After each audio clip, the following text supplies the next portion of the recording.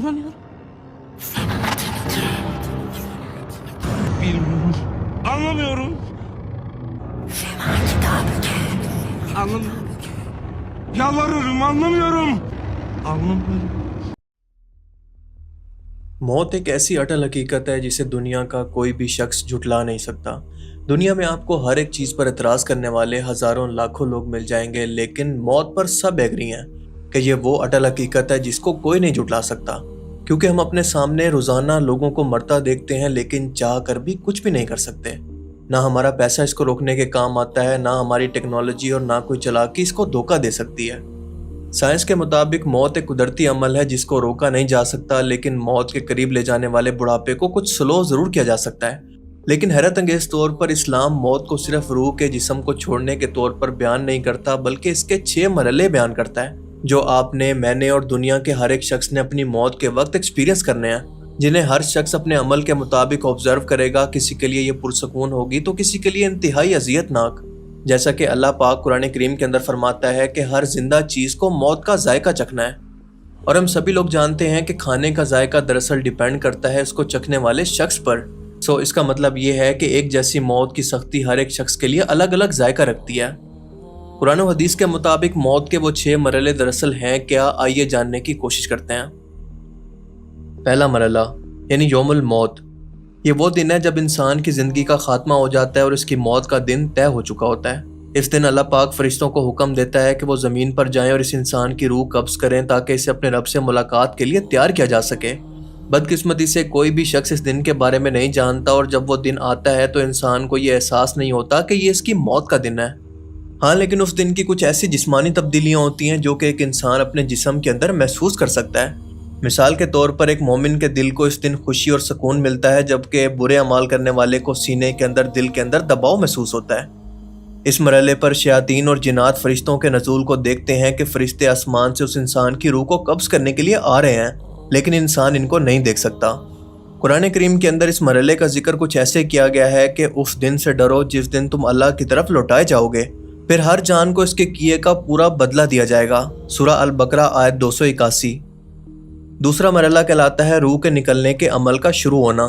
ये मरहला शुरू होता है पाँव के तलवों से, क्योंकि रूह आहिस्ता आहिस्ता ऊपर की तरफ बढ़ती है, टांगों, घुटनों, पेट, नाफ और सीने से गुजरती है, यहाँ तक कि वो एक मकाम पर पहुँचती है जिसको तरकी कहा जाता है।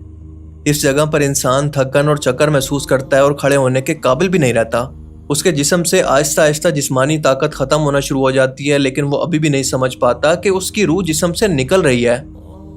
तीसरा मरहला कहलाता है तरकी का सफ़र।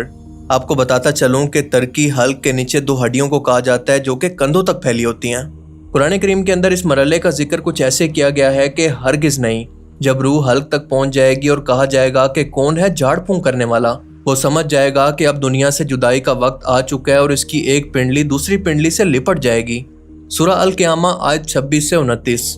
सूरह अल क़ियामा की आयत के मुताबिक इंसान एक दूसरे से बात कर रहे होते हैं कि इसके जिस्म को कैसे उठाकर ले जाया जाए। ये वो वक्त होता है जब लोग डॉक्टर या फिर एम्बुलेंस बुलाने या फिर कुरान पाक की बात करते हैं, लेकिन इंसान अभी तक ज़िंदगी की उम्मीद रखे जिंदा होता है, और इस इंसान को अभी भी अपने बचने की उम्मीद होती है और वो अपने बका की कोशिश के अंदर लगा रहता है। ये वो मरहला होता है जब इसकी रूह के निकलने का अमल तकरीबन मुकम्मल हो चुका होता है और इसके जिस्म के निचले हिस्से मुकम्मल तौर पर बेजान हो चुके होते हैं। वो अपने आसपास के लोगों को देख रहा होता है, सुन रहा होता है, लेकिन इसका जिस्म कोई भी रिएक्ट नहीं कर पाता। चौथे मरहले को कहते हैं हलकूम।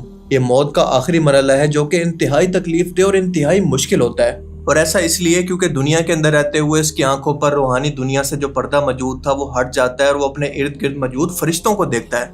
ये वो मरहला होता है जब इंसान पहली मर्तबा आखिरत को या फिर रूहानी दुनिया को देखना शुरू करता है, जिसके बारे में अब तक इसने सिर्फ दुनिया में सुना ही था।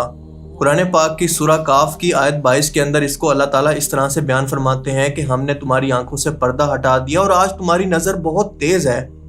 और फिर इसके बारे में अल्लाह फरमाता है कि फिर क्यों नहीं, जब तुम्हारी रूह हल्क तक पहुंच जाएगी और तुम इस वक्त देख रहे होते और हम तुमसे उससे भी ज्यादा करीब होते हैं, लेकिन तुम देख नहीं सकते। सूरह अल वाक़िया आयत 83 से 85। ये वो वक्त होता है जब इंसान अल्लाह की रहमत या फिर अल्लाह का गज़ब देखता है और अपनी ज़िंदगी के अमाल को अपनी नज़रों के सामने गुजरता हुआ देखता है। और आपको ये जानकर हैरत होगी कि इस टाइम के अंदर भी शैतान इसको गुमराह करने की कोशिश करता है कि शायद ये अपनी मौत से पहले आखिरी बार कलमाते कुफ्र पर मर जाए। قرآن پاک میں اللہ پاک اس کو اس طرح سے بیان کرتے ہیں کہ کہو کہ اے میرے رب میں شیطان کے وسوسوں سے تیری پناہ مانگتا ہوں اور اس سے بھی کہ وہ میرے پاس آئیں۔ سورہ المومنون آیت 97-98۔ پانچواں مرحلہ کہلاتا ہے وہ مرحلہ جب ملک الموت کا یا پھر موت کے فرشتے کا داخلہ ہوتا ہے۔ یہ وہ مرحلہ ہوتا ہے جب انسان کو معلوم ہوتا ہے کہ وہ رحمت والوں میں سے ہے یا پھر عذاب والوں میں سے، یعنی وہ نیک انسان ہے یا پھر کوئی کافر جہنمی۔ اللہ تعالیٰ قرآن کریم کے اندر ان کے بارے میں فرماتا ہے کہ جن کی روحیں فرشتے سختی سے نکالتے ہیں، ان کے چہروں اور پشتوں پر مارتے ہیں۔ سورہ محمد آیت 27۔ جبکہ اگر وہ انسان مومن ہے یا پھر نیک انسان ہے تو اس کی روح انتہائی نرمی سے نکلتی ہے، جیسے پانی کا قطرہ ایک مشکیزے سے نکلتا ہے۔ اللہ پاک فرماتا ہے کہ اے اطمینان والی روح اپنے رب کی طرف لوٹ، راضی اور مرضی، اور میرے بندوں میں شامل ہو جا اور میری جنت کے اندر داخل ہو جا۔ سورہ الفجر آیت 27-30۔ اور اس کے بعد ہوتا ہے چھٹا اور آخری مرحلہ۔ یہ وہ مرحلہ ہے جب انسان کی روح مکمل طور پر جسم سے نکل جاتی ہے، اور اگر وہ انسان گناہ گار ہے تو چیخ کر اپنے رب سے کہتا ہے کہ اے میرے رب مجھے واپس بھیج دے تاکہ میں ایک بار پھر سے دنیا میں واپس جا کر نیک عمل کر سکوں۔ لیکن اللہ فرماتا ہے کہ ہرگز نہیں، یہ صرف ایک بات ہے جو کہ وہ کہہ رہا ہے کیونکہ ان کے پیچھے ایک پردہ ہے قیامت تک کے دن کے لیے۔ سورہ المومنون آیت 100۔ اللہ فرماتا ہے کہ موت کی سختی حق کے ساتھ آئے گی اور یہی وہ ہے جس سے تم بھاگتے تھے۔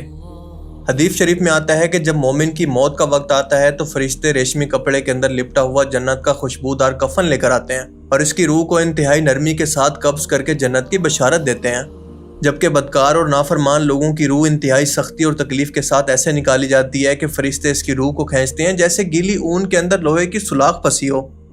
موت کی شدت کے یہ آخری دو مراحل اتنے تکلیف دہ ہوتے ہیں کہ نبی بھی اس کی شدت سے دوچار ہوتے ہیں، کیونکہ یہ وہ لمحہ ہوتا ہے جب روح جسم کو چھوڑنے کے قریب ہوتی ہے۔ آج بھی بہت لوگ اس بات پر اعتراض کرتے ہیں کہ دنیا کے اندر جتنے بھی گناہ ہو رہے ہیں، جتنی بھی زیادتیاں ہو رہی ہیں، یہ سب کچھ اللہ کی مرضی سے ہو رہا ہے۔ نہیں، ایسا بالکل نہیں ہے، کیونکہ یہ سب کچھ اللہ کی مرضی سے نہیں بلکہ اللہ کی اجازت سے ہو رہا ہے۔ یہ اجازت انسان کو اللہ تعالیٰ نے قیامت تک کے لیے دی ہے کہ دنیا میں جو بھی اعمال کرنے ہیں، لیکن موت کے بعد ان سب کا احتساب تم سے لیا جائے گا۔ اس کی بنا مرضی کے پتہ نہیں ہلتا، وہ ٹوٹل کنٹرول میں ہے۔ یہ جو آپ آسمان دیکھ رہے ہیں نا، یہ گراؤنڈ فلور ہے، اس کے اوپر 7 فلورز اور ہیں۔ 7 فلور پہ جو پینٹ ہاؤس ہے اس میں گاڈ رہتا ہے، اور وہ ہر چیز آپ کی اور میری دیکھ رہا ہے، جو بھی ہم نے کیا اسے پتا ہے، اور وہ سب نوٹ کر رہا ہے اکارڈنگ ٹو ابراہمک ریلیجنز۔ تو پھر یہ جو دنیا میں اتنا انیائے ہے، دنیا میں اتنی بھوک ہے، اتنی بیماری ہے، اتنی مجبوری ہے، اتنے بلاತ್ಕಾರ ہیں، اتنے ہتھیاریں ہیں، یہ اس کے سامنے ہو رہے ہیں، اور یہ چاہے تو روک سکتا ہے لیکن یہ ہونے دیتا ہے۔ آج آپ، میں اور سب مل کر اس بات کا احتساب کریں کہ اگر ہم میں سے کسی ایک کو خدا نہ خواستہ ابھی موت آ جاتی ہے تو کیا ہمارے اعمال اس قابل ہیں کہ ہم اللہ کے سامنے پیش ہو سکیں؟ اور کیا ہم بھی ان خوش نصیب لوگوں کے اندر شامل ہو سکتے ہیں جن کو موت سے پہلے ہی ان کا جنت کے اندر باغ دکھا دیا جائے گا؟